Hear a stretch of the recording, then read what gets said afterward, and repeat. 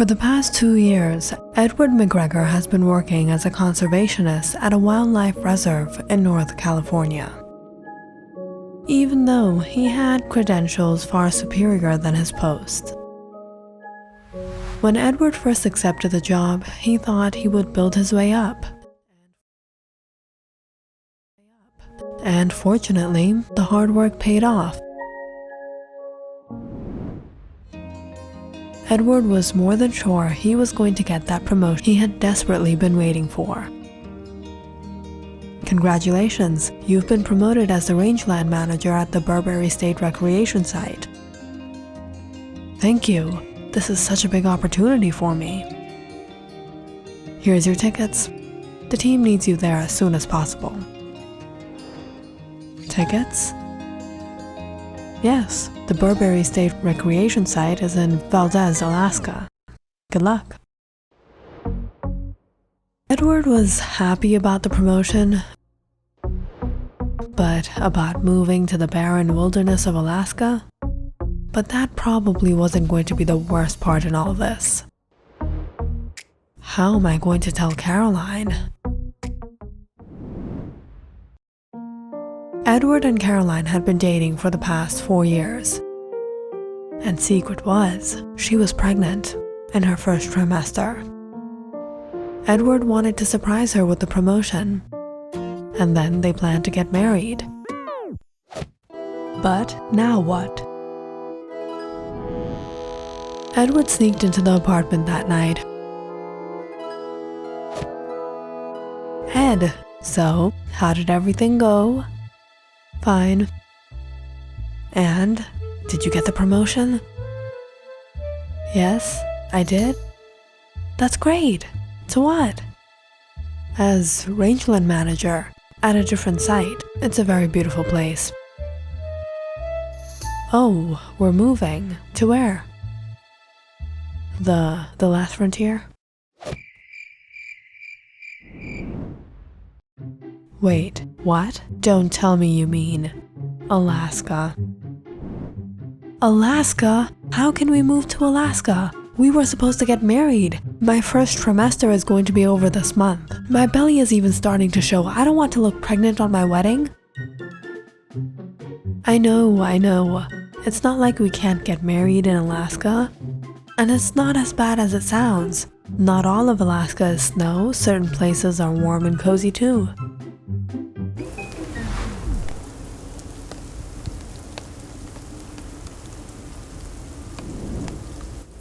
This is your quarter, Mr. McGregor. It's an hour from the site, but you'll be provided with a jeep for the travel.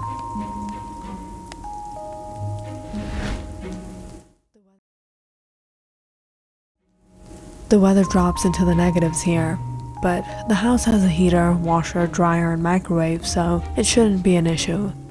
But I should inform you, there are some electrical issues, so it's best you stock up on batteries and lamps, and in case of an emergency, you can start up the fireplace. Thank you, Thompson. No problem.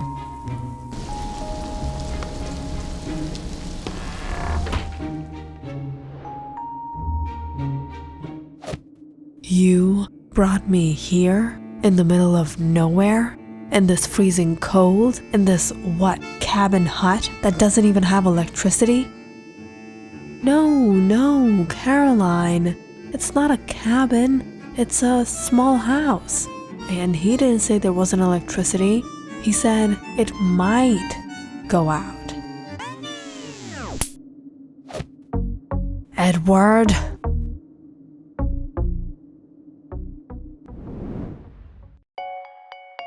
Edward received a kind and heartfelt welcome from the staff at Burberry, but things at home was everything but easy. Surprise, there weren't any restaurants around here. And the grocery shop, nearly an hour away, wasn't your ideal shopping place. Caroline, I got groceries. Groceries? What am I supposed to do with groceries? You don't have to do anything. Just sit back. I'm going to cook. Great. After all the surprises, now what? Caroline impatiently waited, looking out into the snow-covered fields outside. This place didn't even have any network. Within a while of waiting, finally, Edward came out of the kitchen. "I made you beef and cabbage stew. Doesn't look too bad." Edward felt a little relieved seeing Caroline soften up to dinner. But just moments after, "Edward, I'm not feeling so great." Caroline's pregnancy symptoms were over the roof. She vomited almost everything she ate, and she literally ate for two. And her mood swings were super unpredictable. She neither did any work around the house, not for herself, not for him, and she just wouldn't cook.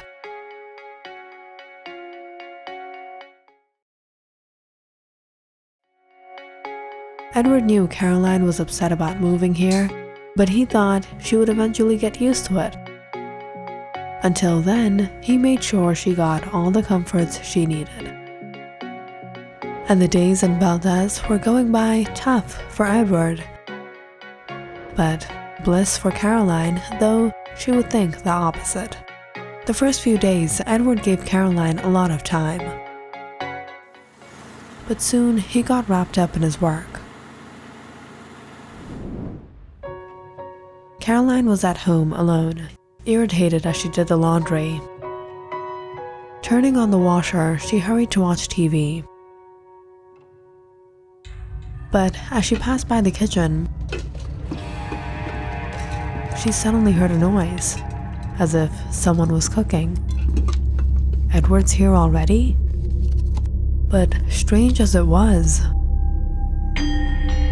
the room was empty. Where did that noise?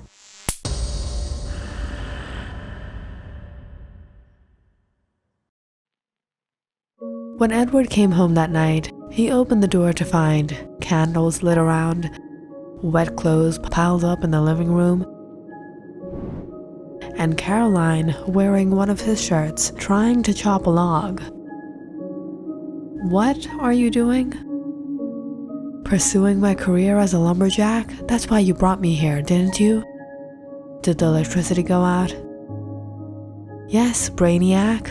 And unfortunately, I put all my clothes in the washer." "Alright, we can fix this. Give that to me." Edward started up the fireplace and dried out all the clothes around the entire living room.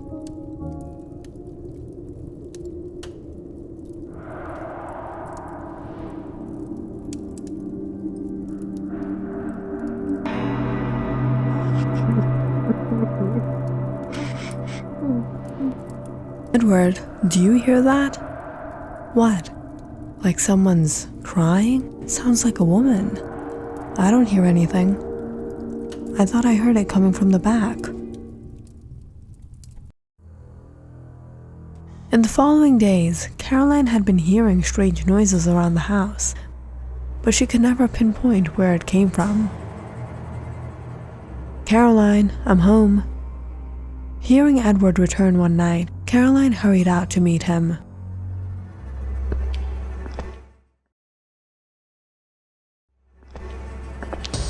When she suddenly heard footsteps towards the back door, Caroline went to check, just when she heard Edward's voice again, from the living room.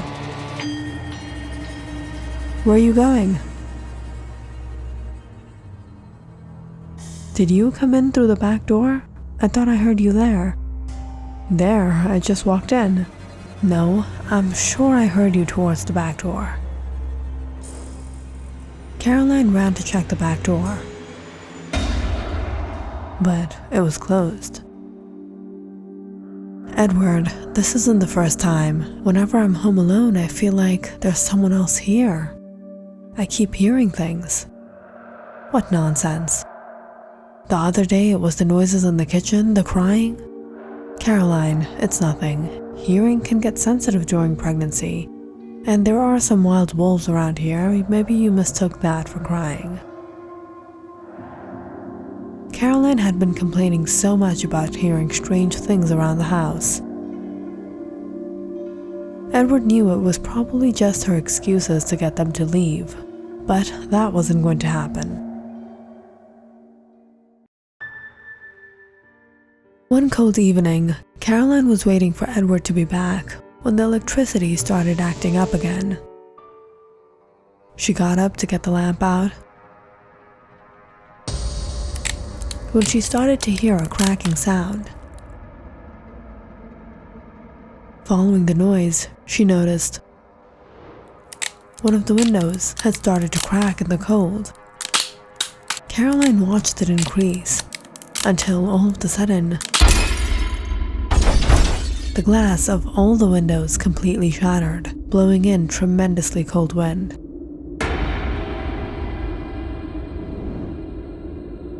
Frightened, Caroline ran to the bedroom and called Edward. But the phone wasn't working. What am I going to do?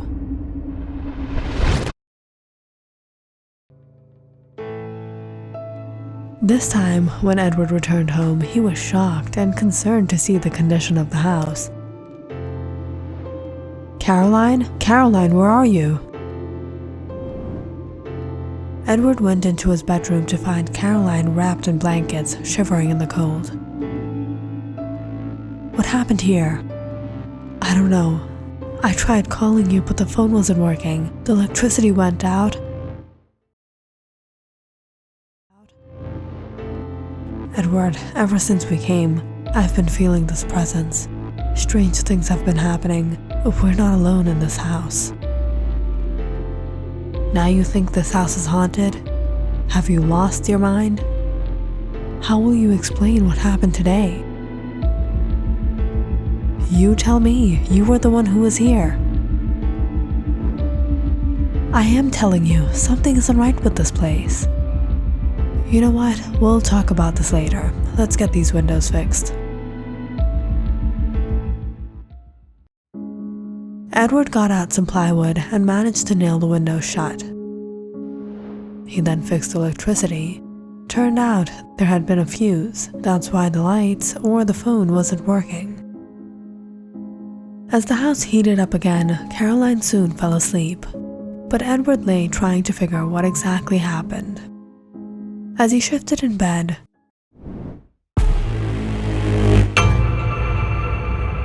he suddenly noticed something dark move in the hallway. What was that? It almost looked like a child. Am I getting delusional too? I need some sleep.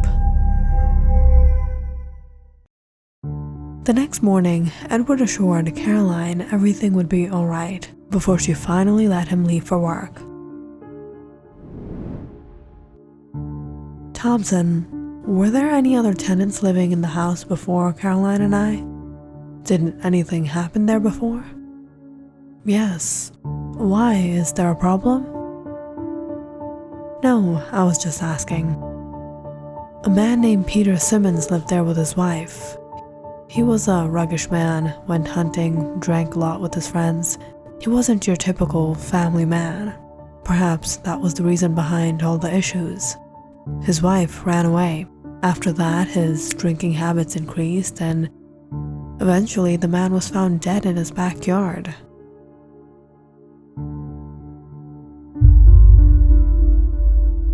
Edward was a bit disturbed hearing the story. There was no way he was going to tell Caroline about a death that had occurred in the house. She was already paranoid. She didn't need her going crazy now.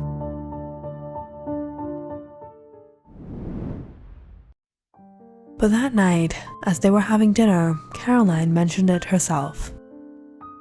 "You know, I was thinking of calling Thompson about the cabin. Maybe he knows something." "What? No, don't. Did you already?" "Why?" "'Cause I asked him already." "What did he say?" There was a man here who used to torture his wife, and one day his wife ran away from him, and he eventually died here." "I knew it! I knew it! This house is haunted. Now it all makes sense. You've become possessed by a spirit. That's why you torture me." "What? Are you crazy?" I'm cleaning the house, I'm cooking, I'm cleaning your vomit, and I'm torturing you? Yes, and now you're bragging about everything. That's psychological torture. This will only get worse, Edward. We need to exorcise you. You need protection from these evil spirits. Don't talk to me. As he thought, Caroline went crazy.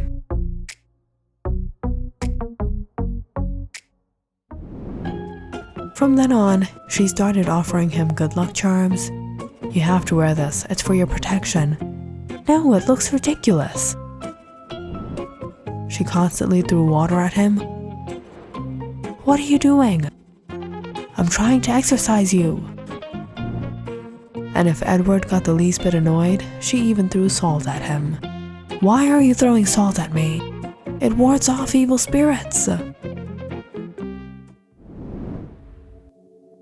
In all this, Edward was assigned on an on-site duty towards the northern side of the terrains, where he had to inspect a large area of land.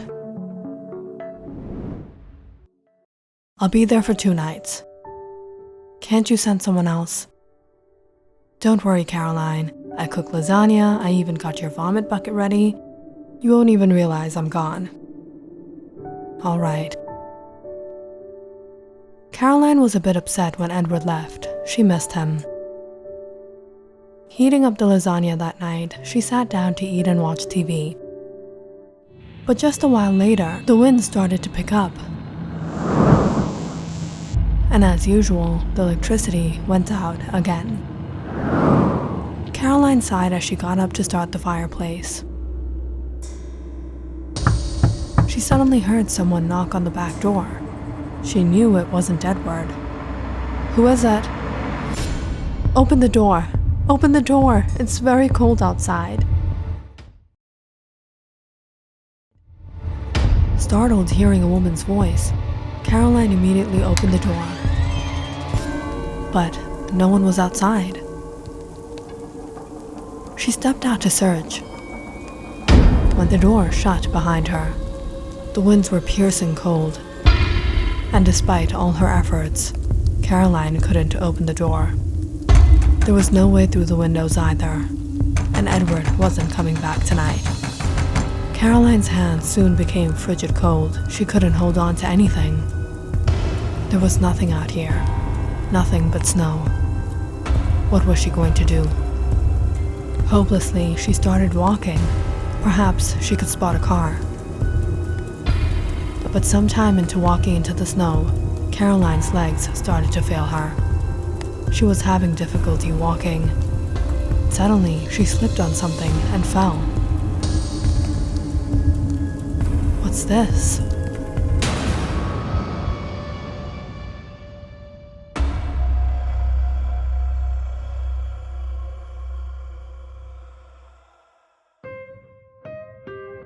Peter Simmons and his wife, Vivian, used to live in this cabin about 2 years ago. They constantly had arguments, and things had come to the point where Vivian couldn't take it anymore. Peter, you have to stop this. You're never in your senses. How can we raise a family like this? Shut up and get out of here. No, Peter, things can't go on like this. Will you not think of your son, his future?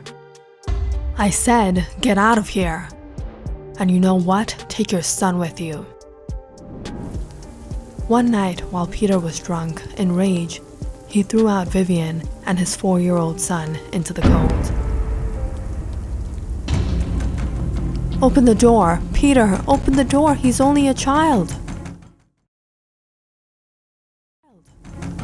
But Peter had become so intoxicated that he became senseless.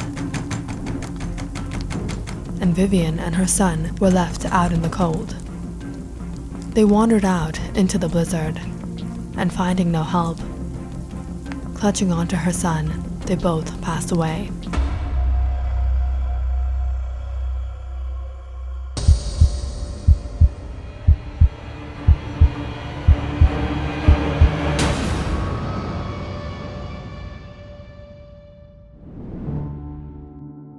Is everything all right? Just a little worried for my wife. She's in her second trimester. I was wondering, did the previous tenants have a child? Yes, they did. What? They had a child? Why didn't you tell me before? I have to get back. Thompson, handle everything here. This is an emergency. Edward immediately returned back home. But as he neared his house, his heart raced seeing fire trucks and ambulances. What happened here? Where's Caroline, my wife? You must be Mr. McGregor. Don't worry, your wife is safe. She had gotten locked outside. Edward breathed out in relief as he looked at Caroline in the ambulance. If it weren't for that young boy who informed us, something horrible could have happened tonight.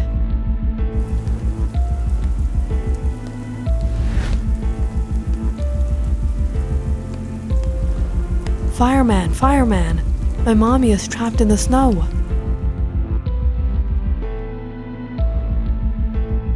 But what I just can't seem to understand, who was that child and where did he go?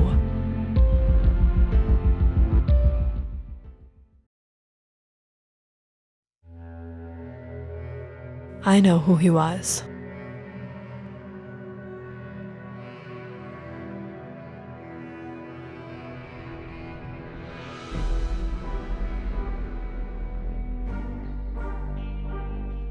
Click on the subscribe button and check out more awesome videos on our channel. And don't forget to press the bell icon because you know it's interesting.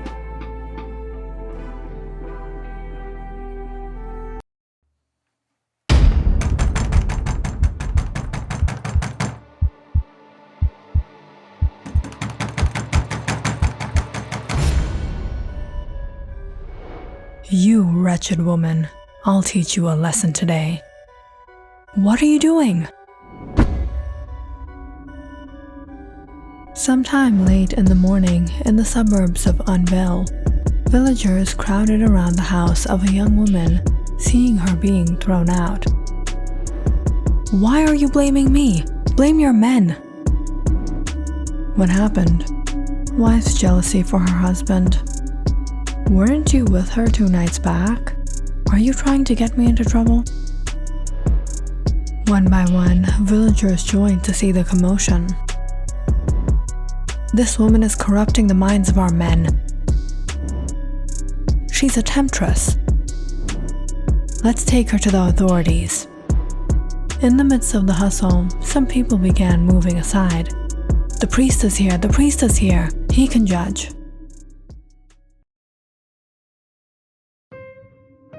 Priest Adam and James were heading back to the house of worship when they stopped seeing a mob gathered around a young woman.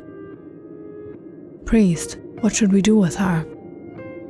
Priest Adam took out a pouch of coins from his cloak and looked at the young woman, ashamed to even show her face. Get up. As she stood up, he handed her the pouch. Take this and go to the village of Kimar, across the mountains. Change your name and start a new life. With this money, you can buy cotton from the market of Turin and sell it in the village marketplace. The young woman took the pouch as her eyes filled with tears. But of the villagers who had gathered, they weren't too pleased. Instead of being punished, she's being rewarded? Is this why we give charity to the house of worship? So that it can be spent on these kind of women? Hearing all the complaints, Priest Adam turned to address everyone. If we did with her what we were supposed to do, she wouldn't be doing this. So what do you want us to do? Allow these women to tempt our men and rob our money? It is our fault. We didn't make sure that no woman is ever in a circumstance that she has to be a temptress. If not a family, everyone has a hungry belly to fill. As long as she wasn't a temptress, you didn't pay her attention, you didn't take care of her, and now that she's become one, you want to spend on her. We as a society have to take care of the helpless woman, or else tomorrow, if anything happens to one of you men, your wives, your sisters, your daughters, may end up like her.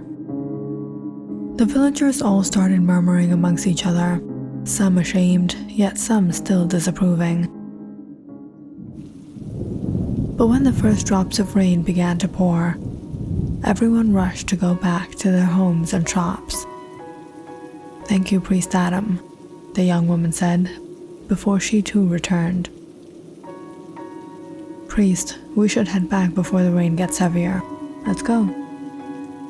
Priest Adam and James hurried on their way, when suddenly a small stone struck Priest Adam on his head.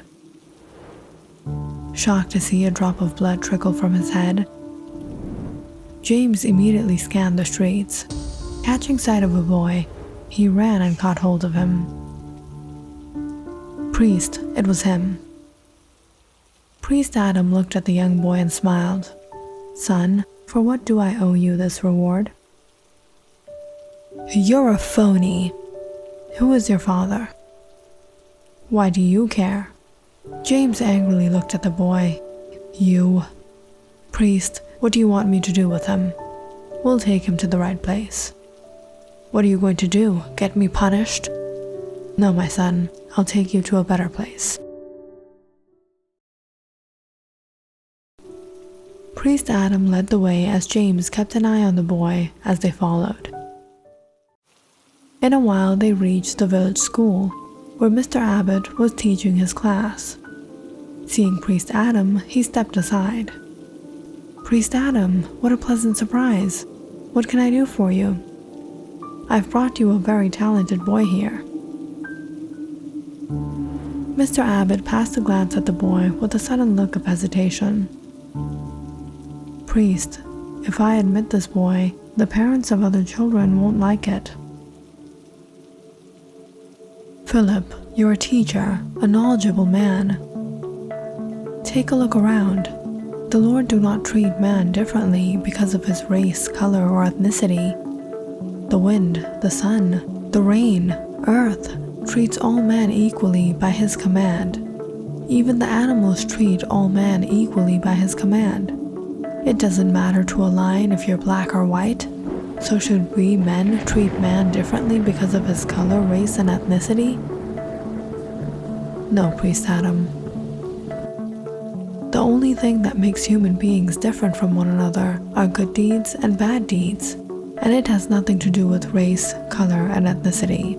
Admit this boy to your class, and if the parents complain, tell them to come talk with me." "All right, Priest Adam." "Son, study properly, gain lots of knowledge and wisdom, then you can expose me in a better way. You won't have to throw stones at me."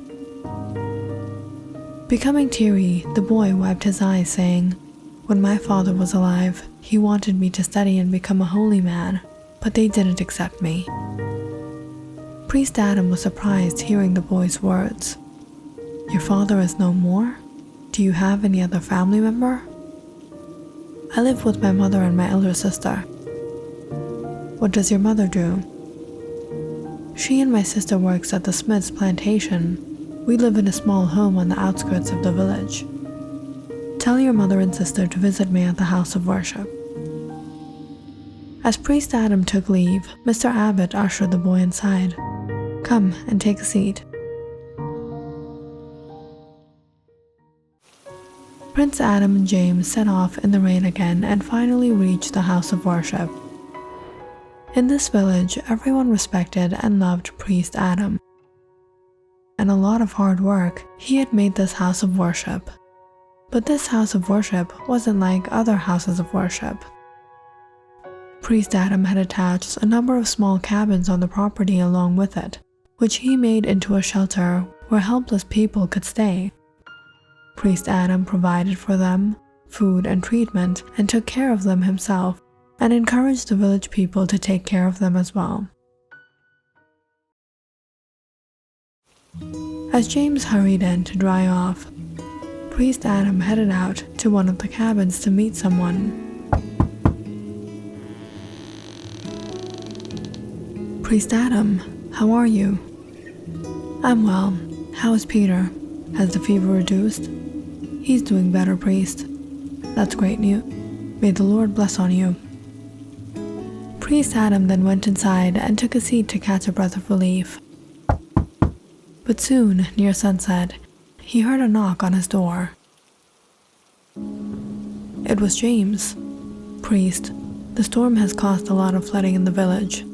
The river water has overflowed and destroyed many homes and farms. A lot of people have come asking for help, but the shelter is full. Tell the people the house of worship is open for them, and we will have to provide for their food." "But priest, there are already so many people living here. The food we've prepared for them won't be sufficient for everyone. We have to manage. 3 people can eat the food of 2. "Priest, if we allow so many people, won't it disrupt the sanctity of the house of worship?" "James, which Lord are you trying to please by keeping the house of worship shiny, clean, and empty, while people are homeless and have no shelter? Most definitely not the Lord of Light, only the Dark Lord. The Lord of Light will never be pleased with us, with our worship and our praises of Him, if people are suffering and we're living selfishly in delight." "Yes, priest."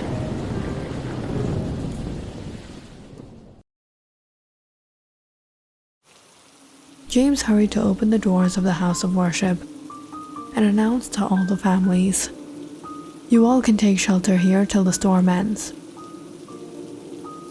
Priest Adam divided the space to allow each of the families to sit together in rows. As the evening passed, the storm only increased. James and Priest Adam closed all doors and windows to stop the rainwater from coming in, and lit candles and lanterns around the hall. Unfortunately, the roof began to leak as well, and every now and then, James mopped the floors trying to keep it dry. Priest Adam began distributing the food. Luckily, he was able to manage for everyone. "Priest, you're looking a little tired. Let me do it." "No, it's all right. I'll manage."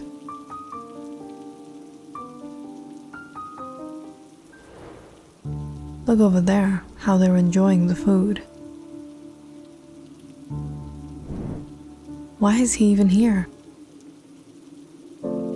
"Dad, did my toys also drown with our home?" "No, my son, everything is fine." "Why are you guys even here?" "What do you mean? Don't you people belong to a different faith?"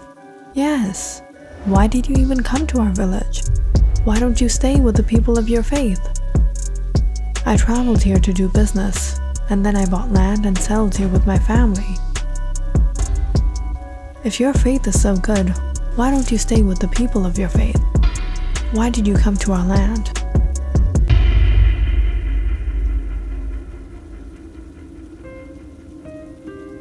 Overhearing the men, Priest Adam walked up to them. "Do you believe that the source of all life is the Lord?" "Yes, Priest Adam." "But you're behaving as if your source of life is different from the source of life of this man. Your creator is different from his creator." "No, Priest Adam." "So you believe that your soul and his soul has come from the same Lord, and you will return to the same Lord?" "Yes, Priest Adam." "Then who are you belittling on the account of faith?" "But priest, this man belongs to a different faith." If you think this man is misguided, try to guide him with beautiful preaching and reason with him in a way which is most civilized, godly way. It should be deprived of any form of arrogance and insult. What were you trying to achieve by saying these hurtful words to this man? "Priest, I was only telling him hurtful things about his faith, so he leaves his misguided faith and comes to our faith and be guided." "No, you were not guiding him like this. You were only spreading hate.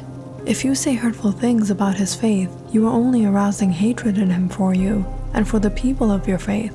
If you insult the sacred beliefs and figures of other faiths, you aren't guiding them, you're only insulting them. And who do you think you are to insult him like this?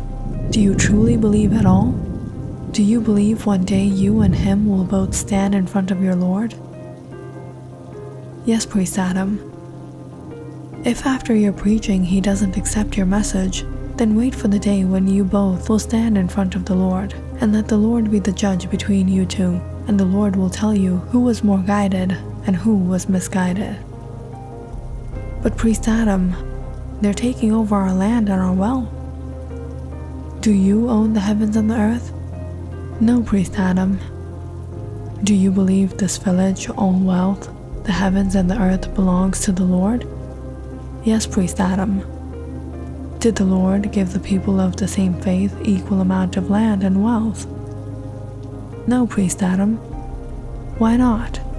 Why are some of you, people of the same faith, rich and wealthy, while some others are poor and beggars? We were only able to acquire whatever the Lord allowed us to acquire. Then how can you question this man why he has come to this village of the people of different faith? He didn't come to your village or your home. He came to the village that belongs to the Lord, and to the house that belongs to the Lord. It is the Lord who created him and gave him hunger, and gave him a family to feed. And it is the Lord who provides. Who do you think allowed this man of different faith to acquire wealth and land in a godly way in this village? Wasn't it the Lord? So who do you think you're blaming? You're blaming the Lord. You and me are no more than a maintainer of the little authority that the Lord has given us for the timing in this village as a test. And the Lord will one day question me and you if we conducted in a godly way or in an ungodly way. Are you so selfish and jealous that in an ungodly way you want to take away from this man of different faith what the Lord has given him? No, Priest Adam, we're sorry, we've made a mistake. Don't apologize to me. Apologize to this man and his family who you insulted in front of everyone. Feeling ashamed, both men turned to the man of different faith. Forgive us, brother. We were really behaving in an inconsiderate way. It's all right. We all make mistakes.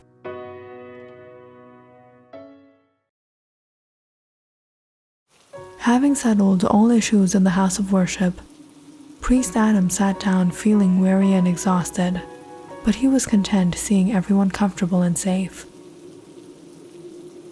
Later that night, those 3 men volunteered to keep monitor along with James, so Priest Adam could return home.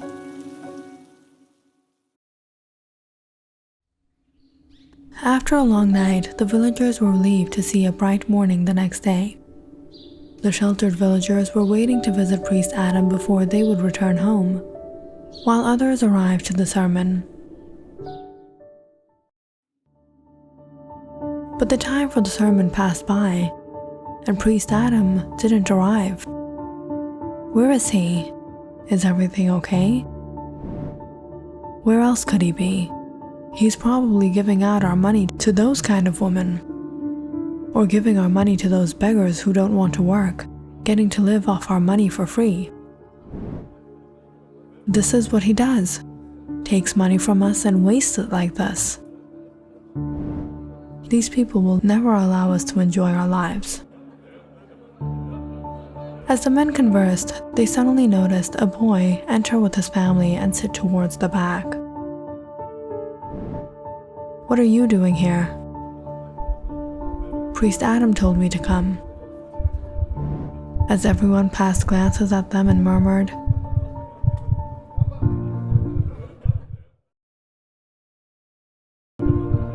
the boy's mother felt outcast. We shouldn't have come. Let's go. But just as the young boy noticed Priest Adam arrive, he rushed to him. You've come. I brought my mother and my sister. Yes, because of you I came today. Take a seat with the others.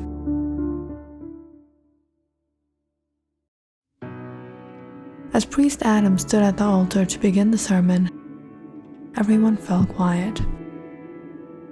To everyone who has come today, I would like to remind you all about the most important thing about life. There are many things in our lives that we struggle for. But nothing is certain apart from one thing, that we all will die one day. This body of ours will perish and become dirt, but the only thing that will remain is our soul. It is our soul that keeps this body, our vessel, alive. And every soul came from the same source, the source of all life, our Lord. And one day, our soul will return to Him, and we will stand in front of our Lord to answer for our deeds.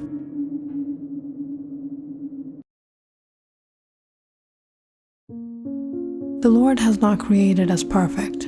Therefore, our Lord doesn't expect or demand perfection from us. We will all make mistakes, we will all make errors, so your accountability will not be based on perfection, but on our individual capability.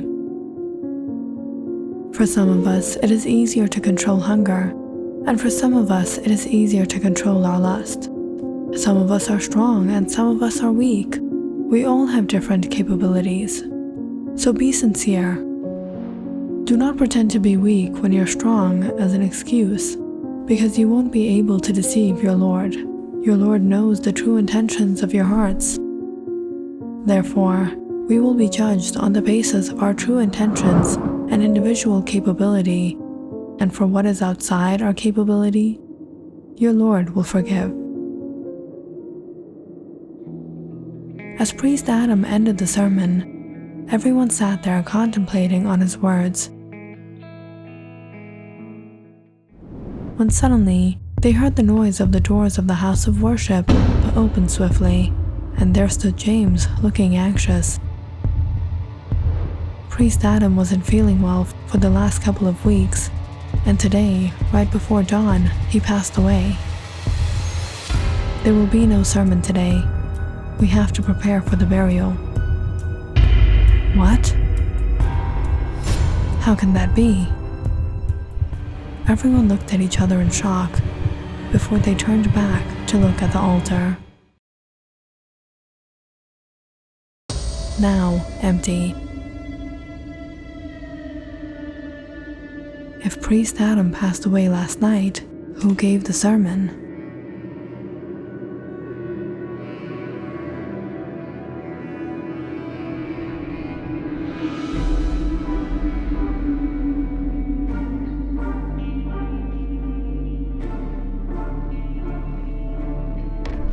Click on the subscribe button and check out more awesome videos on our channel. And don't forget to press the bell icon because you know it's interesting.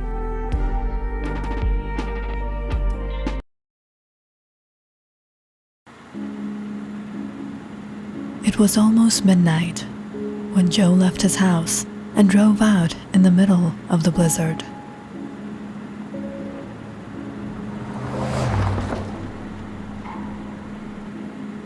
The winds were howling and the temperature was freezing in the small town of Ennis, Montana.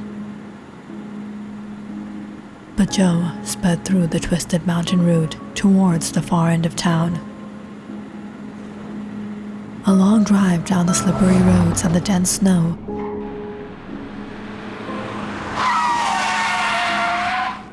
He screeched to a stop in front of the old house of worship. Not many people came to this house of worship, nor did many people maintain it. It was but Priest Andrew who looked after it and also lived here himself. Within a while of knocking, Priest Andrew opened the door, quite surprised to see Joe.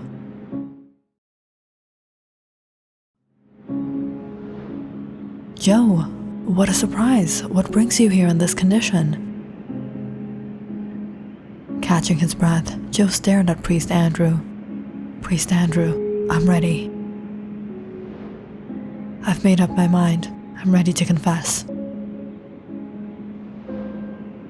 Shocked by Joe's condition, Priest Andrew ushered him in. Quickly come inside, you're freezing.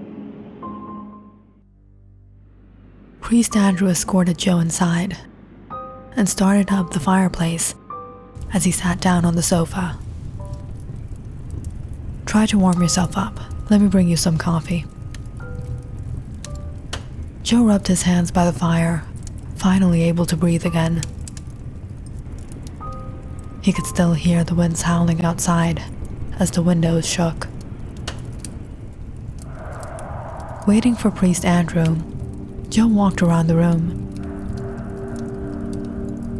stopping by a dagger hung up on the wall.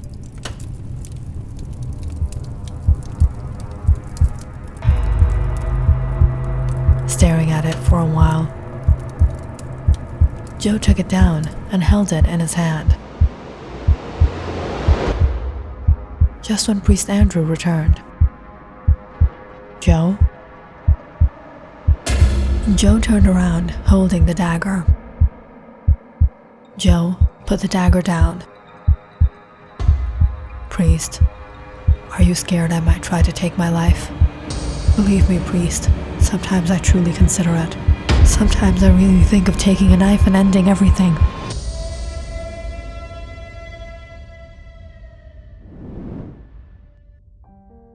Joe grew up in this small town of Ennis, where he went to school and college. Down the line, he inherited his father's small business, with which he did well for himself. He got married, and he and his wife lived in their own small house. Joe was living a wholesome, happy, simple life. But everything changed the day his daughter was born. The moment Joe took her in his arms, he couldn't look away from her deep blue eyes. Neither did he nor his wife have the blue eyes their daughter had. She looks just like her.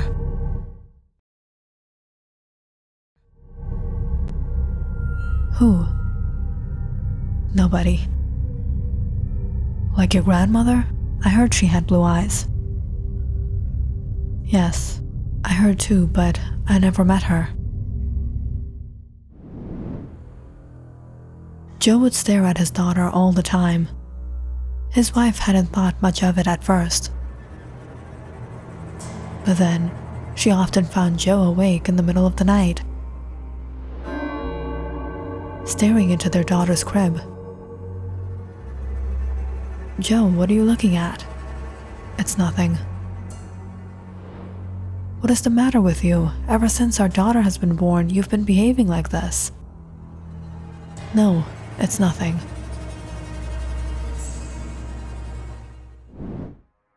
And soon, this became an obsession for Joe.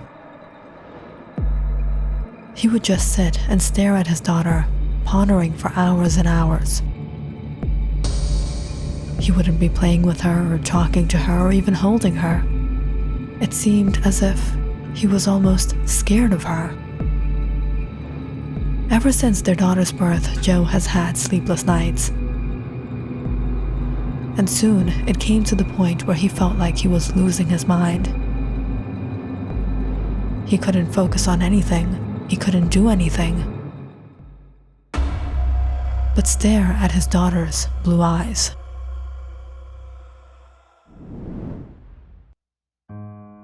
It was during these difficult times that Joe found out about Priest Andrew and his house of worship.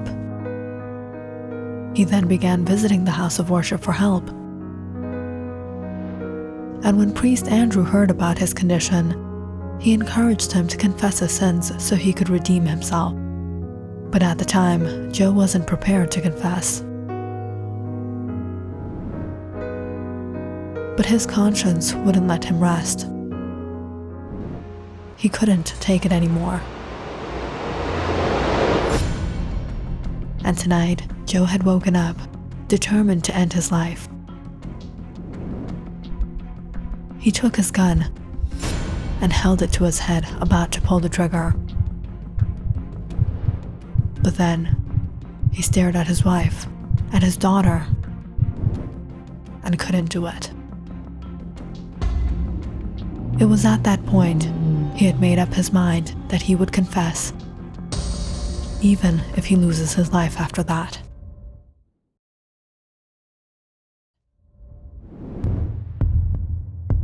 Priest Andrew anxiously stared at Joe as he tried to approach him. "Joe, calm down and give me the dagger." Slowly reaching him, he caught hold of it and took it from him. He then escorted Joe to take a seat and hung the dagger up on the wall again. "Try to relax. Have your coffee." Joe sighed as he picked up the mug and took a sip. "Are you feeling better?" "I'm sorry, priest. I don't know what got into me." After a moment of silence, Joe let out a deep breath and looked at Priest Andrew. "It was almost 18 years ago, when I was in school.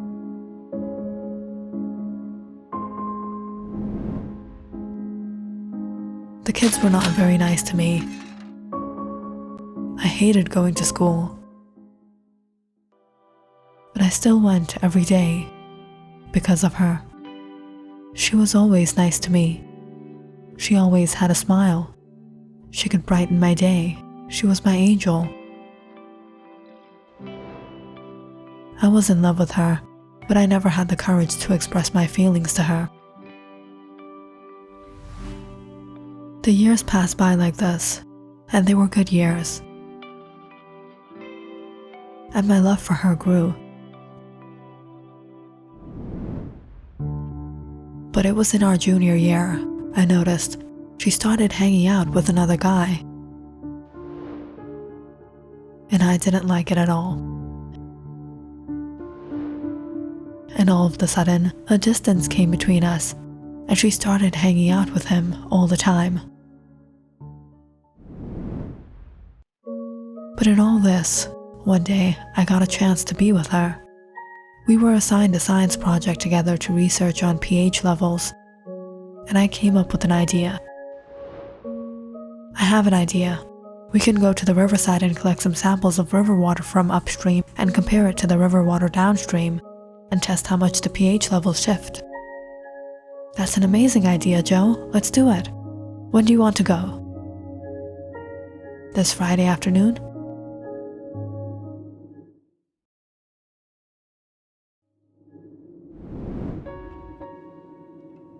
That Friday, we rode our bikes into the woods until we reached the hillside right over the river. We were all alone, and I finally opened up to her. "Are you and Richard together?" "Well, he's a close friend of mine." "Don't talk with him. Stay away from him." "What? What do you mean? I can talk to whoever I want." "No, I don't want you to talk to him." "What is the matter with you, Joe? Why are you behaving so strange?" "Because I love you. You're mine." "What are you saying, Joe? If you really like me, then try to win me. You can't force me to love you." "No. Why don't you understand how I feel for you? He doesn't really love you. I love you." "Is this why you brought me here? All this was a trap?" "Listen to me." "No, I think I'm going to go." She got mad and got on her bicycle to leave. And I started following her. "No, stop, I'm not done. Leave me alone, Joe." That day, as I tried to stop her, she lost balance on her bicycle, and it crashed. She hit her head on one of the rocks and died in the accident.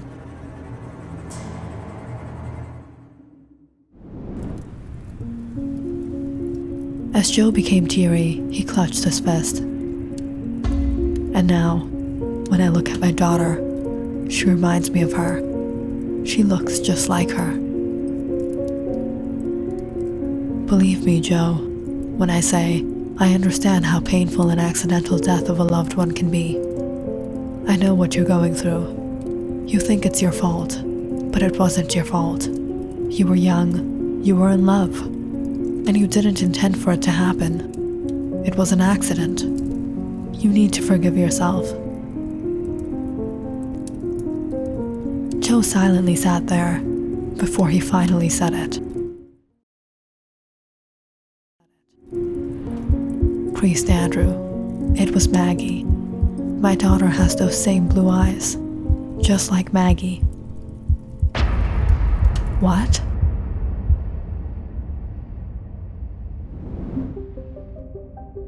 "15 years ago, Andrew was living a very different life. He was working a job and raising his only daughter, Margaret. Even though his wife had been diagnosed with cancer, they held strong together and were a happy family.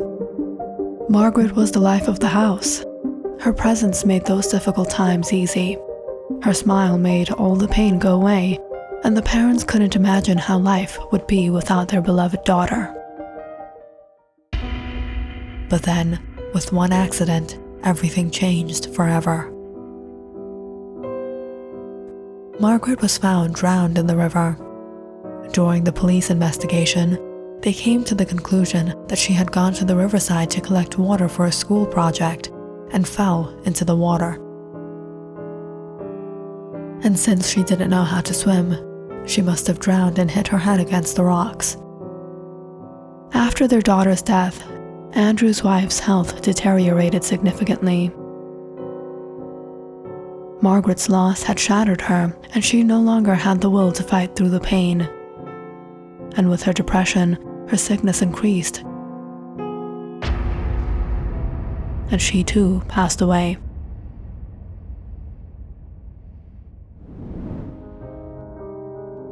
Andrew was devastated. He couldn't bear the loss of his family. He struggled with depression and pain for years. He gave up on his job, he gave up speaking with people, and started living in solitude, all by himself, pondering on what happened to Margaret, remembering the beautiful family he once used to have.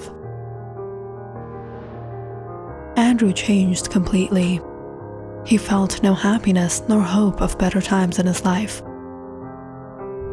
And things came to the point where he felt like he would be better off ending his life. But that was when he joined this ministry and found help for himself and began helping others who suffered from depression like him.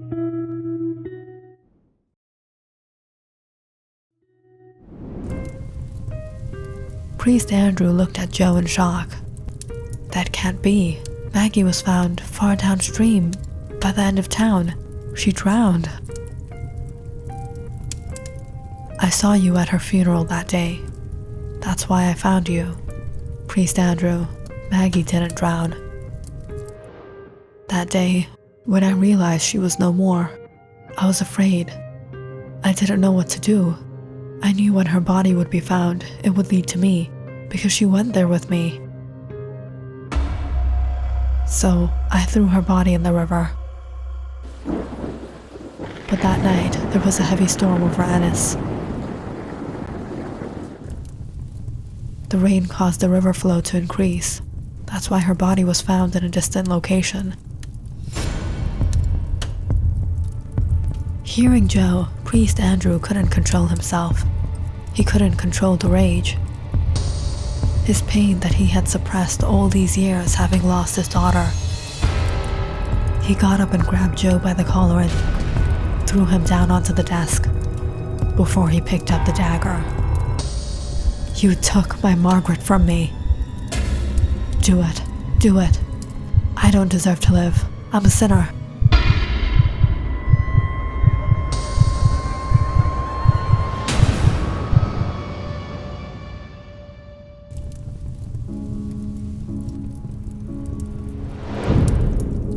Joe opened his eyes. to see the dagger stabbed into the table next to him. He got up, staring at Priest Andrew. Priest Andrew? What you did was evil, but I don't want your daughter to grow up without a father. Priest Andrew turned around, his eyes red in tears as he held back his anguish and sorrow. I forgive you. Leave.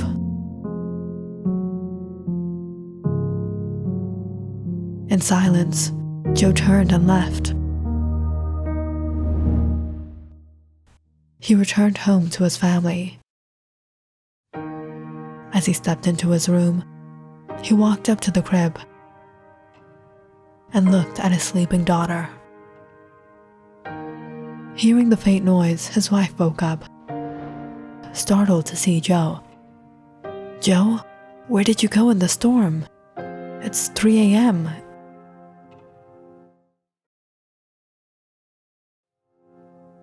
Nowhere. Is everything okay? Everything will be fine. Placing his hands on his daughter, she suddenly woke up and looked at him with her deep blue eyes. You're truly beautiful, Margaret.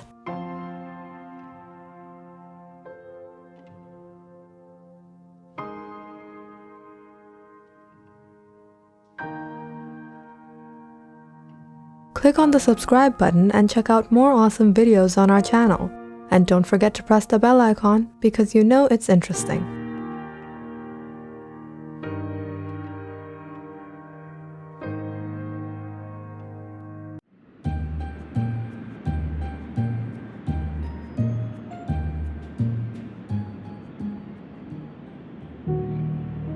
Recently, John has ended a very serious relationship.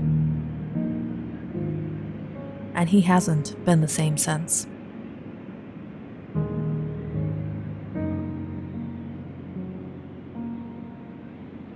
It's almost Christmas. Everyone is happy. Everyone is with their loved ones. But John is all alone. He doesn't know if he'll ever be able to fall in love again. If he'll ever be able to feel attached to someone like that again. But how did this all happen?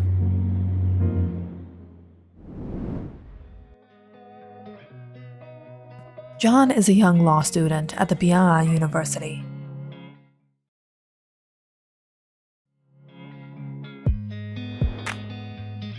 And about 6 months ago, he had gotten an assignment for which he had to seek professional help.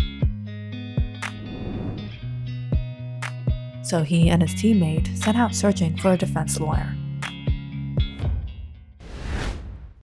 Dude, we can't afford this per hour. It's like they charge money for every minute. Exactly. That's why we got into law, right? For money. Look at this man. Ariel Rivers. His rate is a little less. Let's go here.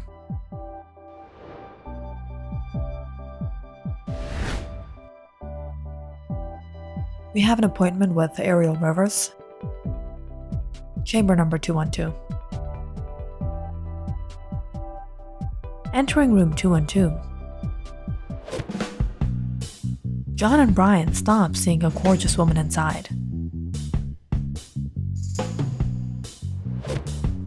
She must be the secretary. No, hot secretary. Money and women. The reason we got into law. Soon we'll be rich and we'll have women around us. I thought that was for doctors. Also lawyers, dude. Shh, she might hear us.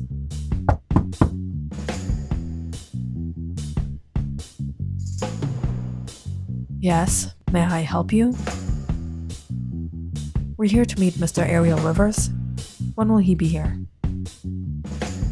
Come in. Please take a seat.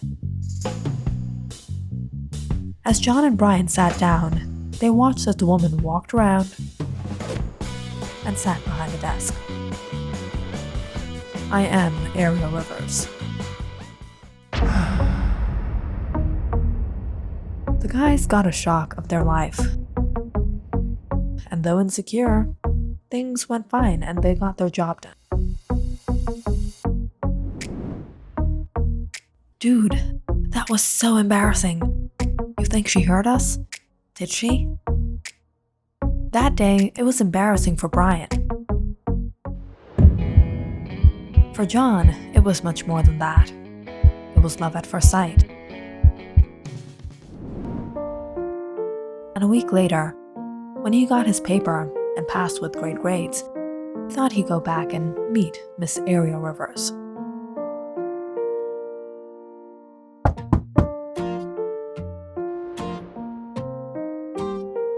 What is it this time, Mr. Dalton?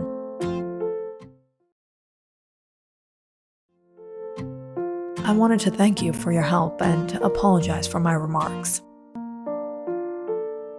Well, it was stereotypical. Many people still think like that. It's easy to imagine a woman as a hot secretary than a person in charge. And there is something else. What? I wanted to ask you out. I guess it wouldn't hurt anyone if we went on one date. Yes! The next Friday, John took Ariel out to a nice restaurant by the beachside. They spoke and got to know about each other and spent a really good time.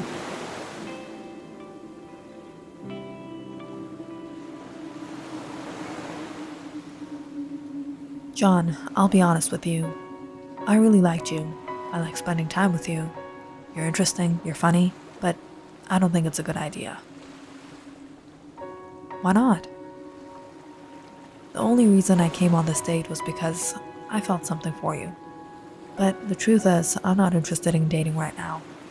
Because I'm a single mother. I have a son. And I decided until he's 18, I'm not going to date. So, this is goodbye. And that was the end of their first and last date. But John couldn't forget Ariel.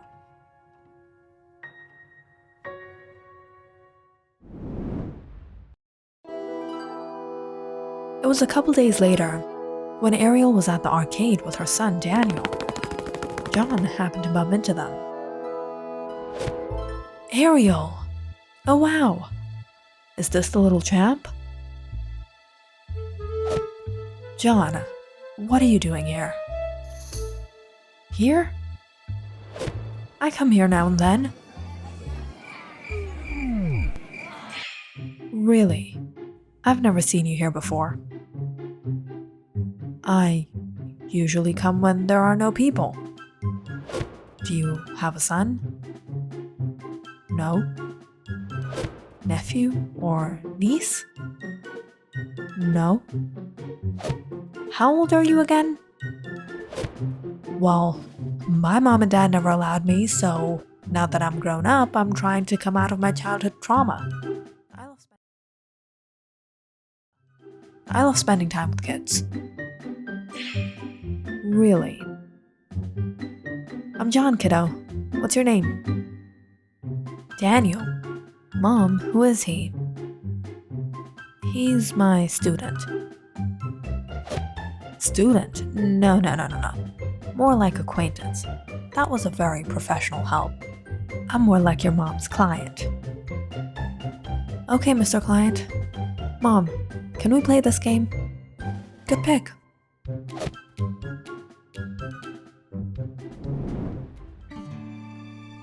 And then it was about a week from then, when Ariel was picking up Daniel from school.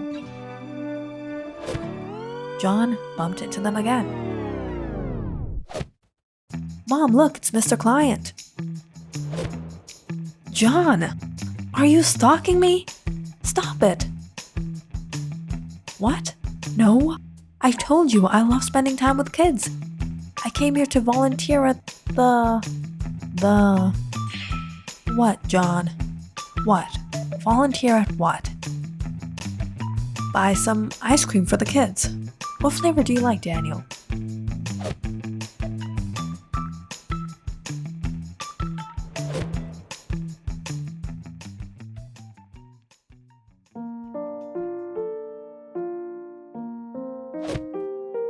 John tried in every way possible to convince Ariel that dating him wasn't a bad idea, and there was no way she could get rid of him. And Ariel didn't mind. And eventually, she said yes. And that's how their relationship began, and the three were happy together. John was in love, and Ariel liked him. John was really growing on her. Daniel liked John a lot too. Come on, champ. Want to play a video game? Of course I do. It was in all this. One day, while John was at Ariel's place, she got a visitor.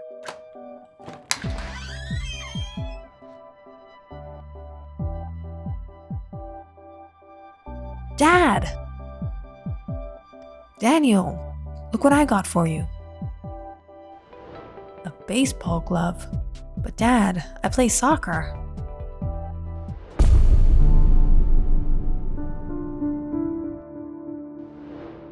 John and Ezra met gaze when Ariel came to introduce them.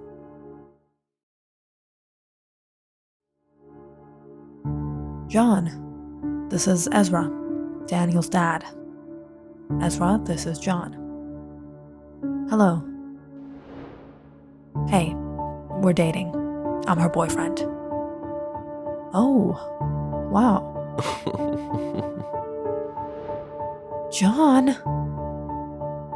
John didn't like Ezra from the moment he saw him. That afternoon, he felt quite uneasy seeing Ariel and Daniel around him, almost feeling like someone was invading his territory.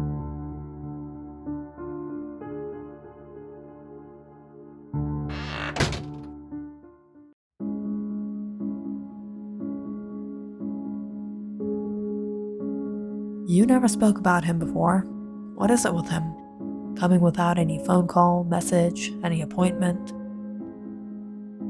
Look, it was 5 years ago.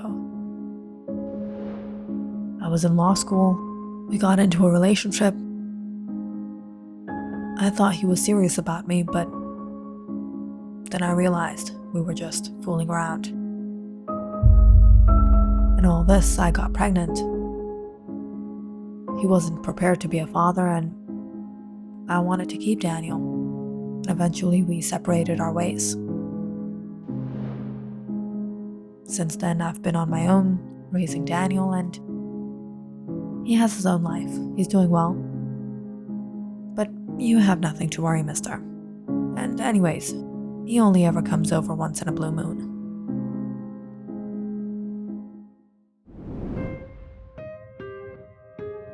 But it was ever since that meeting, Ezra began coming over more often. And John hated it every time. Like on Daniel's birthday, when John planned a party and Ezra showed up at the last moment. Dad! Happy birthday, kiddo. Look what I got for you. A soccer ball. Oh, cool. Mr. Client, we can practice with the new ball.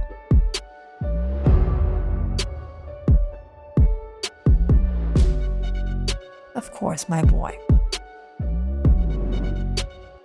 Hey, you guys, this is my dad. Look what he got for me. That's so cool. The birthday party didn't go as expected.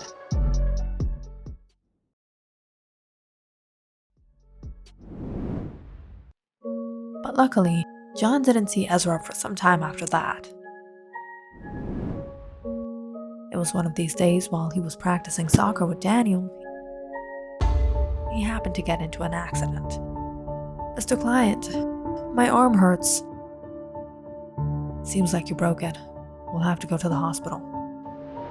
What happened? Are you okay? He might have broken his arm. How did you break your arm while playing soccer?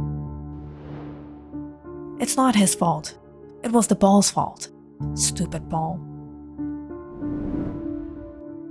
John and Ariel rushed Jamie to the hospital. And after hours of waiting, they got his x-ray done and a cast put on. And Ezra showed up at the last moment. Hello, I'm Daniel's dad. Oh, hello. Daniel's doing well now. It's a good thing you brought him earlier on. Bone damage can be a serious thing.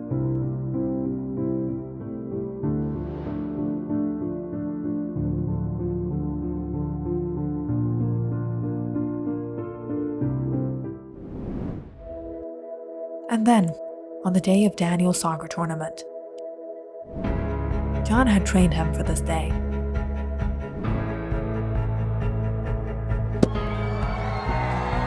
And he won.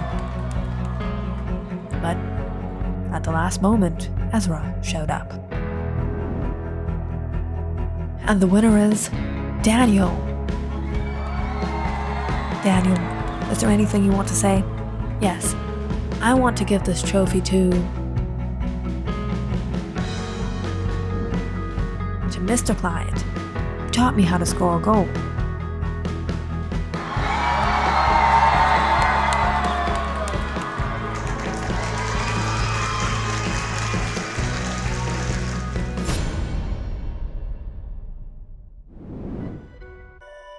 Ariel, what are you doing?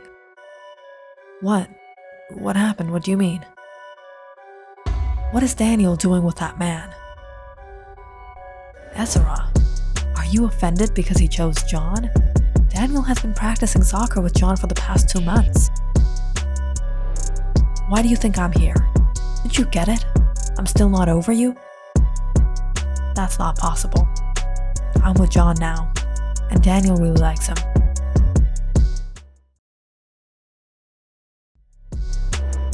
You're joking, right? That man-child? He's a kid. What are you doing with this kid? The reality is, you knew I wasn't prepared to be a father, and you chose Daniel over our relationship. But you weren't over me. You didn't date anyone for the past 5 years after Daniel's birth, and now that I'm ready, you want to be with that man-child? No, it's not like that. And just because John spends time with our son doesn't make him a man-child. That makes him a father figure for Daniel. Ariel, you were lonely. You were vulnerable. That's why you were dating him. You're not in love with him. We have a son together. Get to your senses. I'm here now. For you, for Daniel.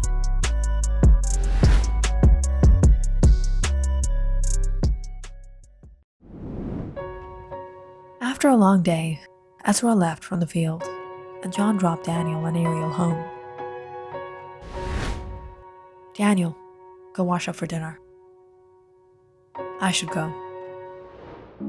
What? What? Why? Stay. No, I should really go. Is everything alright? Ariel, I really don't like you spending time with Ezra. I don't want to see you with him again. What? You heard me. What are you saying, John? I can't do that to him. I can't stop him from meeting Daniel. It's the first time in 5 years. He's taking interest in Daniel. The first time Daniel is getting to see his dad. Stop being insecure and jealous. Insecure and jealous? Like a kid? What? So you were eavesdropping? Don't you trust me? No, it wasn't like that. I just happened to be there. It was coincidental. But I heard what he said. I can't believe this. You can't just impose things on me. Then what's the point of this relationship if I don't have any say? You are being unreasonable. No, I'm being possessive, and I have a right to be possessive. John simply left that night, and Ariel was left with 2 choices. Either be with John or keep distance from Ezra. She didn't know what to do. She couldn't make this decision as a woman. She had to make it as a mother. What would be best for her child?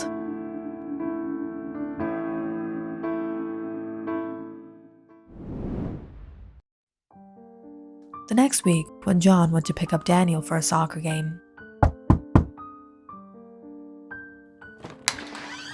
he found Ezra was already there. "John, I was hoping I could take him to the game this time." "Oh, sure. I have something else to do anyway."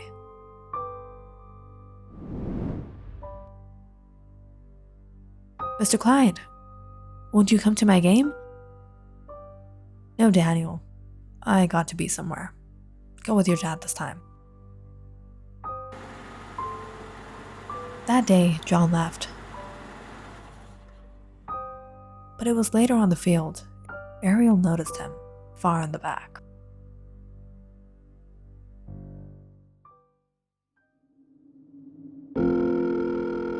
Later that night, Ariel decided to call John, but he didn't pick up the call.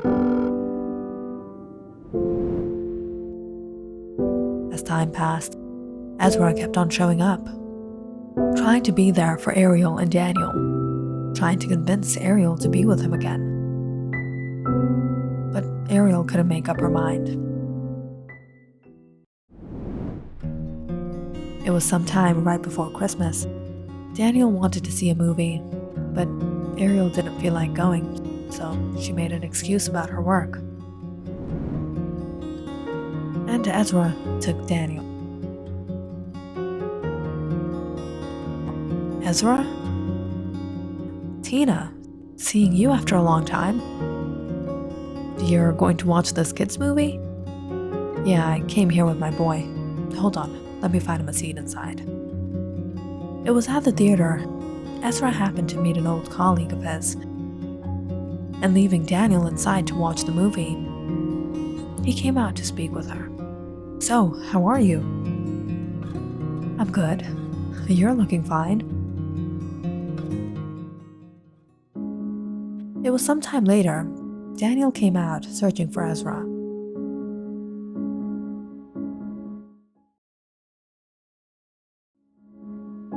"Dad, I need to go to the bathroom." "Yeah, it's right there."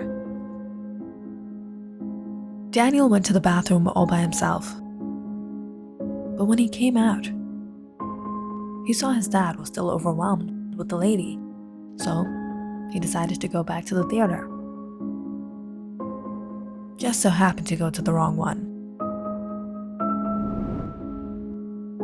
"Alright, I should go. It was nice seeing you. Call me."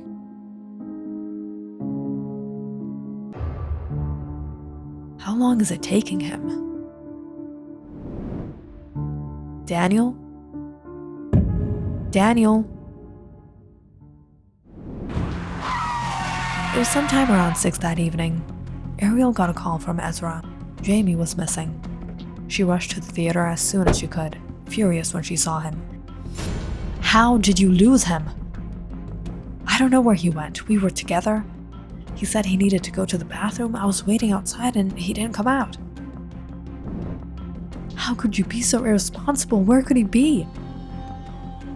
Ariel was devastated. As she tried to talk to the guards, suddenly she heard Daniel behind her. "Mom!"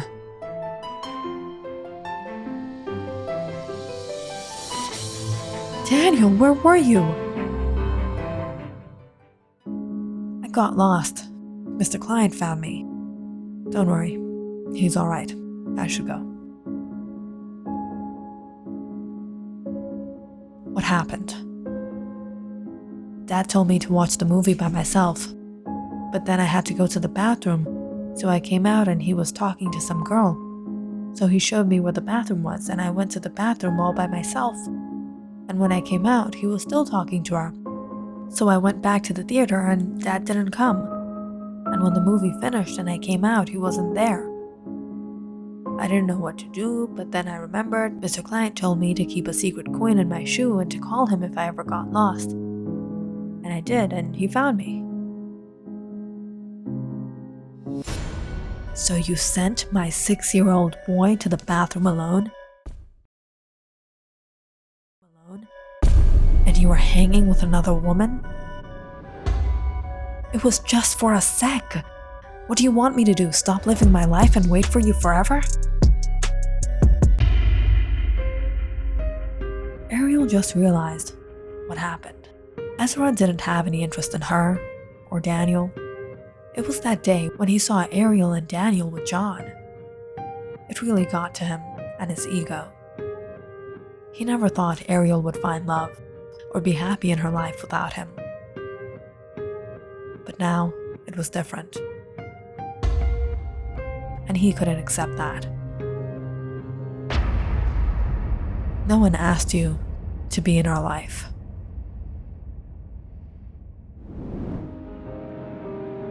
That day was the last time John had seen Ariel and Daniel. And now, he's all alone on Christmas night. Dreary in his memories.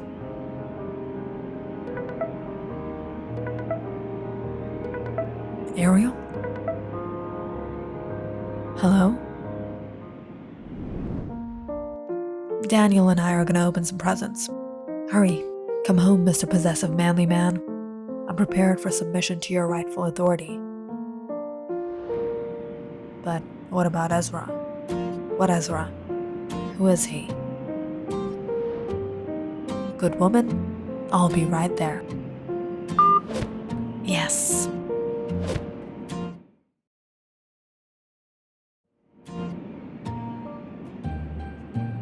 And that Christmas Eve was the new beginning of Daniel, Ariel, and John's journey of life together.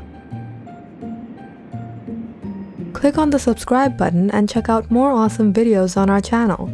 And don't forget to press the bell icon because you know it's interesting.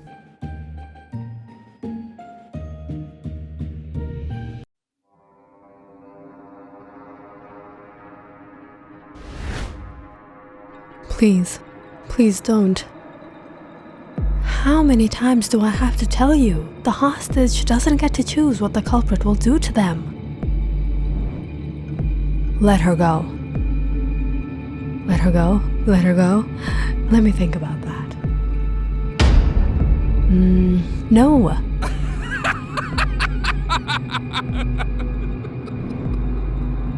You'll be surrounded in seconds. You don't want to do this.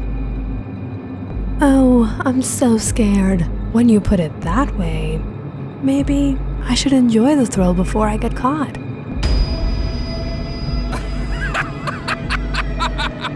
No. Officer, you come any closer and I'll do it. I'll cut her up into little small pieces. And you know what? I'll send all of you officers a piece for Christmas.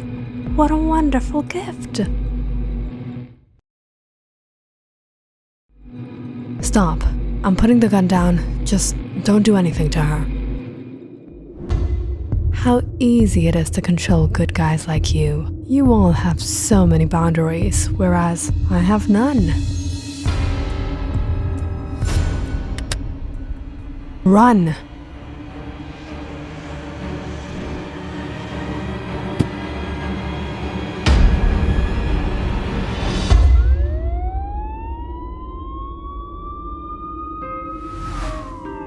What are you going to do to me?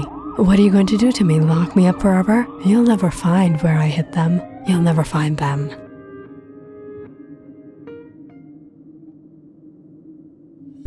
Sir, you should have waited for reinforcements.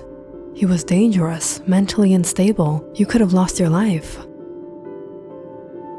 If I waited for reinforcements, she wouldn't be alive. But I wish I had your rabbit foot. Then I wouldn't have been getting this bandage. This? You know what? You can have it. By the way, is this real? Yes, sir, it is. Now that this case is over, you'll finally be able to rest. How many nights has it been that you haven't slept? Maybe spend the holiday with the family? Maybe.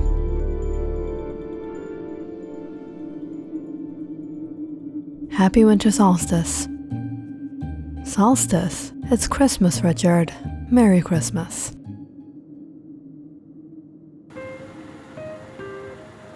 Officer Declan finally solved the case of the holiday killer. Tracking down each and every clue, he found his way to his hideout. Far into the outskirts of Fargo, into the woods of Cheyenne Forest in North Dakota.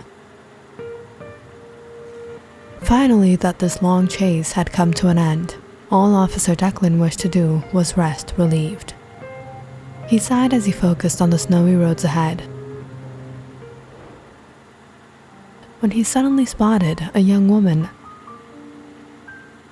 What is she doing here at this time? And in this weather?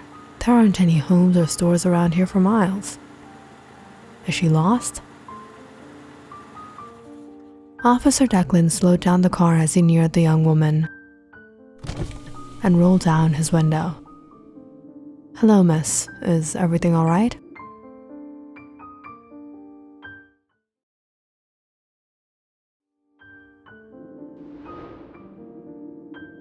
The young woman turned and looked at him.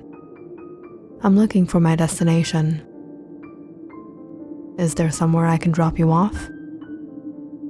Can you? You can trust me. I'm a police officer. Officer Declan took out his ID and showed the young woman. Seeing it, she walked around and got into the car. Not all police officers can be trusted, Officer Declan. Which way? Take Route 18. There? Officer Declan was confused hearing the young woman. There was literally nothing along Route 18. Yes, I live there. Officer Declan started the car again, driving deeper into the woods. He was not too familiar with these forests, but he was sure these areas were very remote. In fact, he had never seen any houses for miles here. Do you live out here alone or with your family? My family and I used to live in town, but now this is my home. They don't know I'm here. Out here, all alone. Sometimes solitude is what a person needs. Officer Declan and the young woman drove along quietly for some time, until she finally spoke up. Officer, do you believe in powers? Powers? What powers? Like supernatural powers? Yes, like telepathy, mind reading, or telekinesis. If I had those, I wouldn't have had to spend sleepless nights solving my cases. But there are some in my department who believe in superstition. Maybe they have witnessed something which led them to believe. Could be. Officer Declan drove into a narrow path. If not for the car headlights, the route would have been absolutely dark. He wondered how this young woman lived out here, all alone. She was quite strange. It was a long, quiet drive before the young woman finally pointed out a large maple tree. We're here. I live by that tree.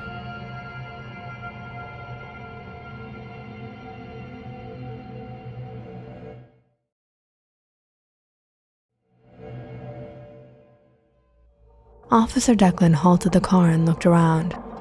They were literally in the middle of the woods. Where have we come to? There's nothing here. This is my home. Happy winter solstice, Officer Declan. What? Before Officer Declan could understand anything, the young woman suddenly immersed into fog and vanished. Startled, Officer Declan hurried out the car. What just happened? Was he hallucinating through the sleep deprivation? Or was this real? Did he not just drive this young woman here? Officer Declan looked into the empty car bewildered. Or was this a dream?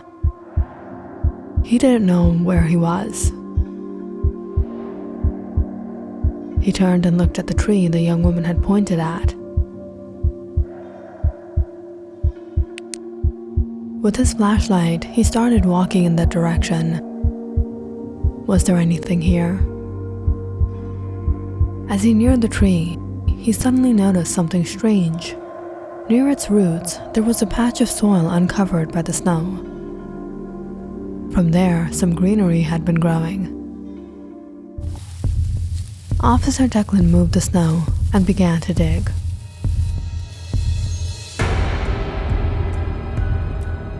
How can this be? Shocked by what he saw, Officer Declan immediately returned to the car and swerved around the other way. He contacted back to base. "John, where is Officer Richard?" We brought the evidence back to the precinct, and then he returned home.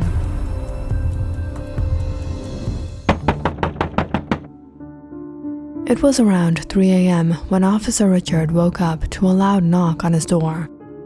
It was snowing heavily out, and it was tremendously cold. Who was here? Richard opened the door, confused when he saw Officer Declan. "Officer, you're here?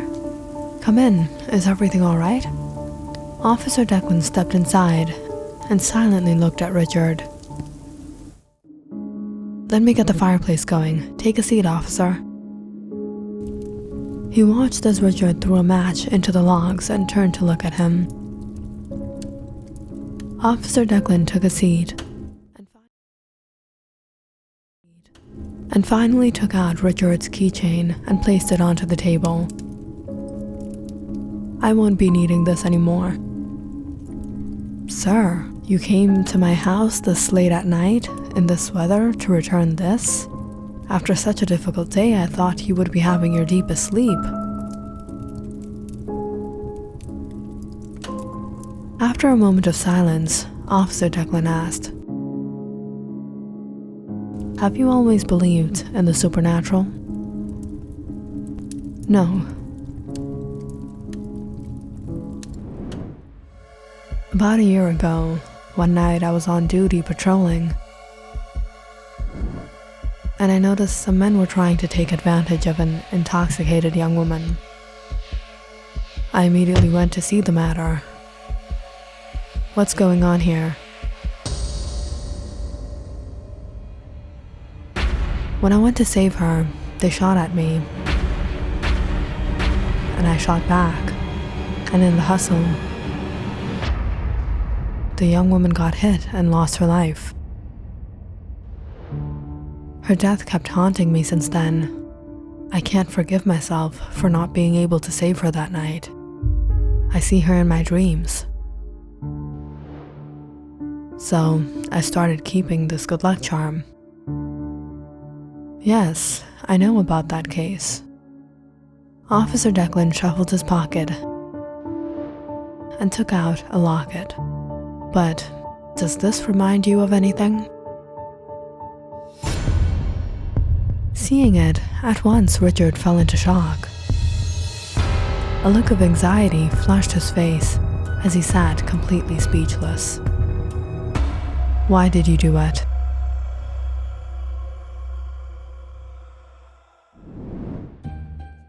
It was nearly a year ago.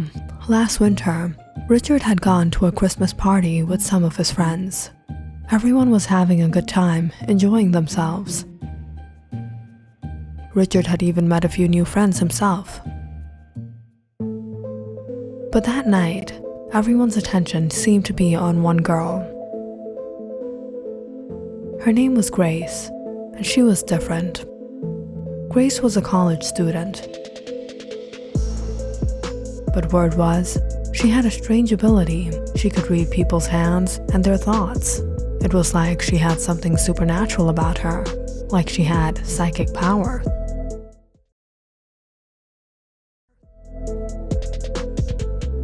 Richard watched as everyone huddled around her, as one of the guys kept teasing her.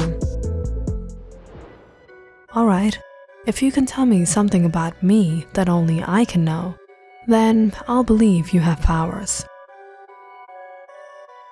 You don't have to believe I have powers. It's not that I don't believe. I know you don't have powers. You do all this for attention. Alright, fine. Give me your hand. But let me warn you. Are you sure you want others to know what only you know? Give it your best.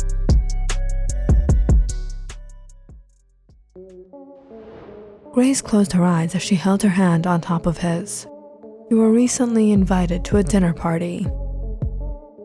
Yeah, so what? It's holiday season.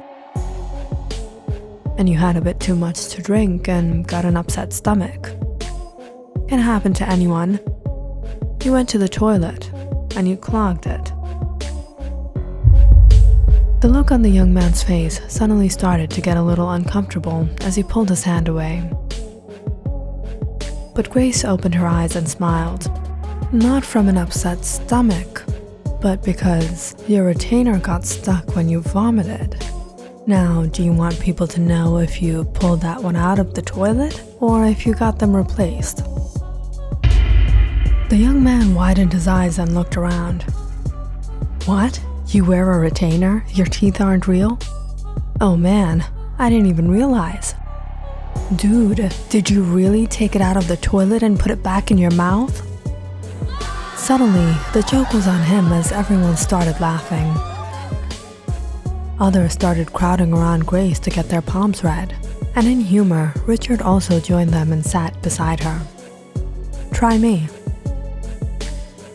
Ooh, an officer. The crowd cheered as they listened in. Grace smiled as she focused on Richard and closed her eyes.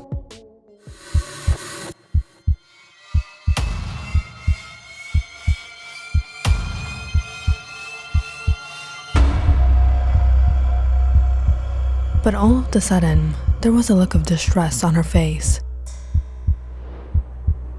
She opened her eyes, sweating as she looked at him. Excuse me. Richard watched as Grace got up and hurried out of the crowd. Why did she look so frightened?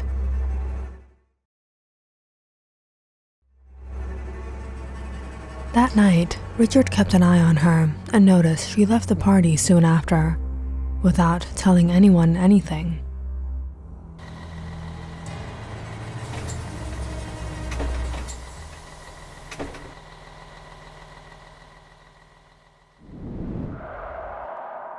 Grace was relieved when she reached home. She just wanted to forget what happened. However, 2 nights later, while she was returning home, she fell into the way of what she feared to face.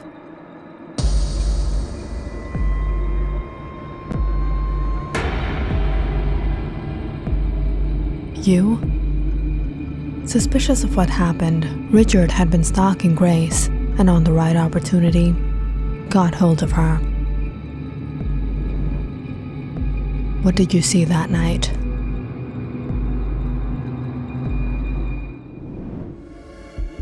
Officer, please help me. Some goons are after me. Get in the car. That night, when Richard was patrolling, a helpless young woman asked him for help. Richard took her along. But things did not go as expected. Richard drove her to seclusion, where he tried to take advantage of her and violated her. The young woman, however, resisted him. How dare you? I'll report you. I know your badge number. You're not gonna get away with this. You won't be doing anything. That night, Richard took her life and threw her body in an alley and reported the crime himself, setting up the entire scene as if she had been killed by goons, and he had been her savior. Please don't do anything to me. I won't tell anybody. Of course you won't tell.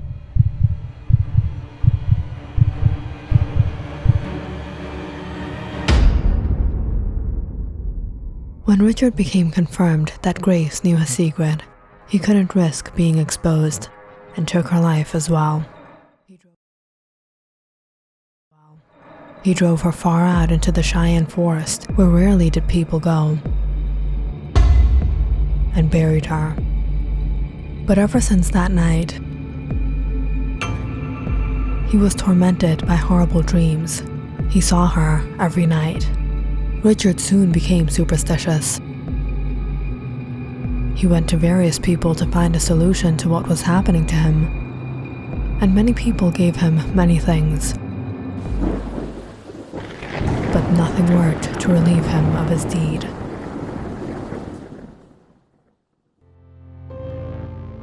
But now, sitting in front of Officer Declan, he knew his game was over. Richard stealthily inched his hand towards his table, where he kept a gun. But at once, Officer Declan took out his. Don't even think about it. I've found her body, and in her post-mortem, all your information will be revealed.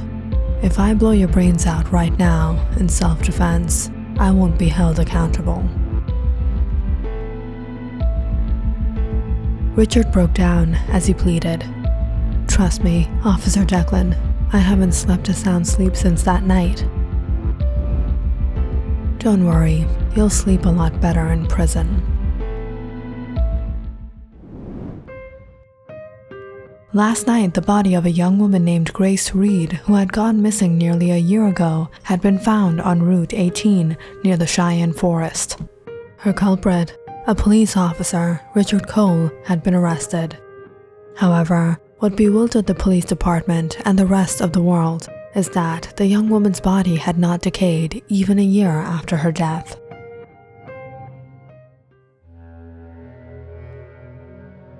Rest in peace, Grace.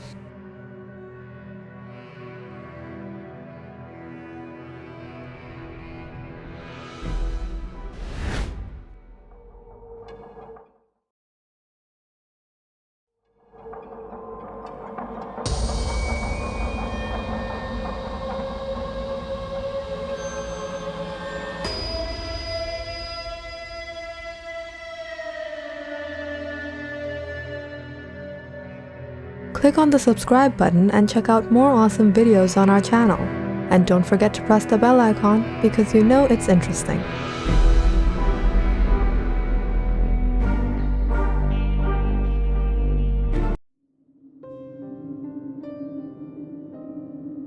Guys, also pass it to me. Yeah, sure. Here, catch the ball.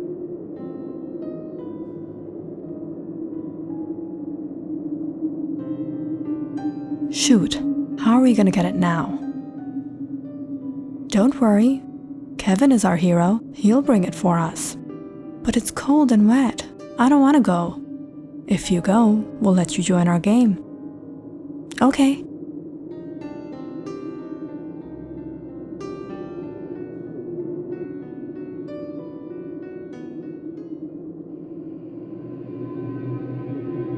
Hey, you got the ball.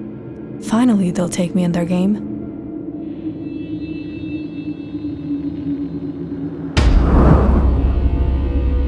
Why? They don't let you play with them?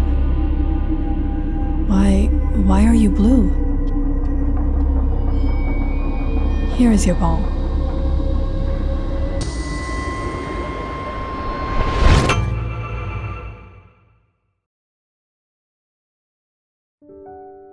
It's almost evening. Where did that boy go? It was late, and Lisa was worried why her son Kevin hadn't returned home. Just when she heard the doorbell.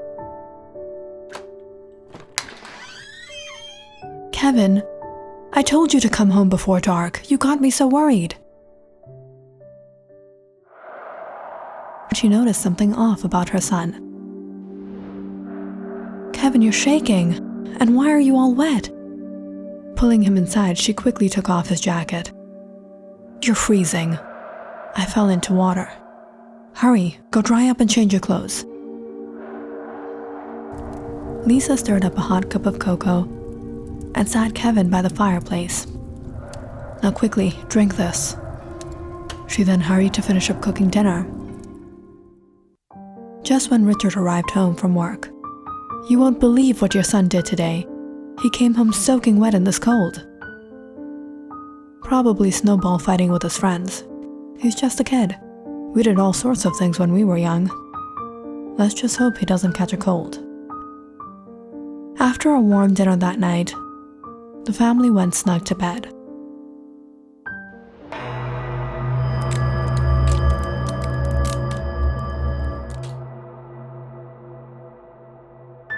The next morning, Lisa got up to whip up some pancakes, but almost 10 minutes into pouring her pancakes out on the pan, it was still raw.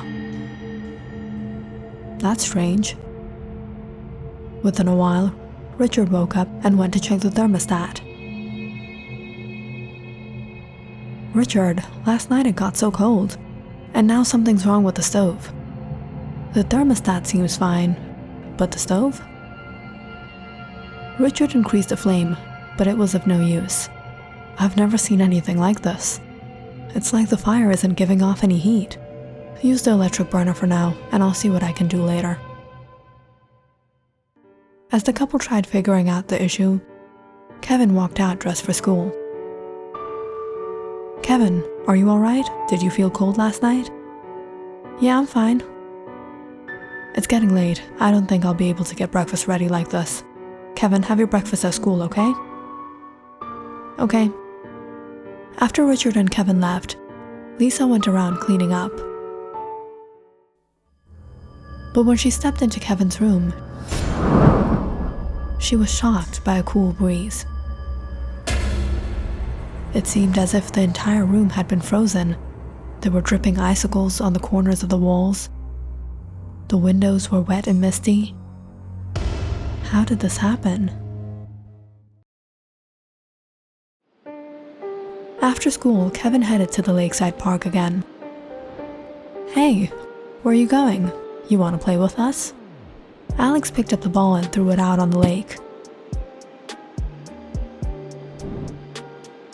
Go, bring it, and we'll take you in our game. No, I found a better game. What game? Building the Iceman.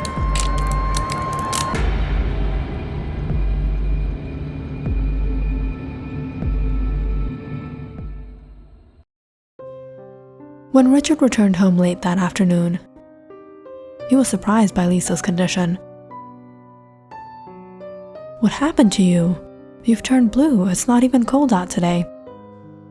Yeah, but the house has been pretty cold all day. Richard went to check the thermostat again,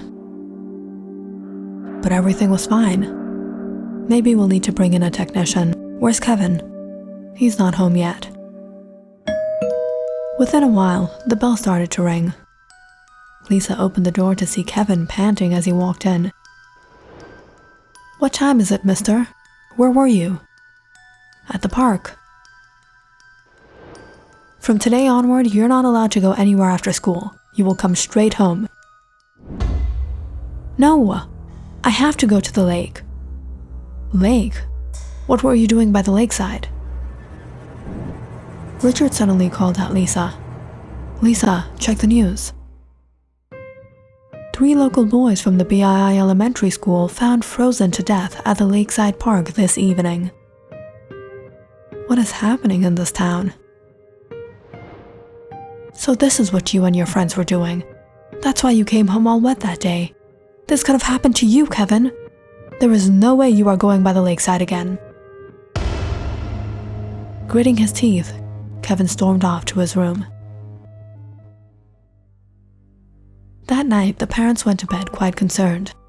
The news had greatly disturbed them, and they couldn't think of any explanation of what was going on in their home. And sometime in the middle of the night, Lisa woke up feeling tremendously cold. She was overawed to see the windows frosted,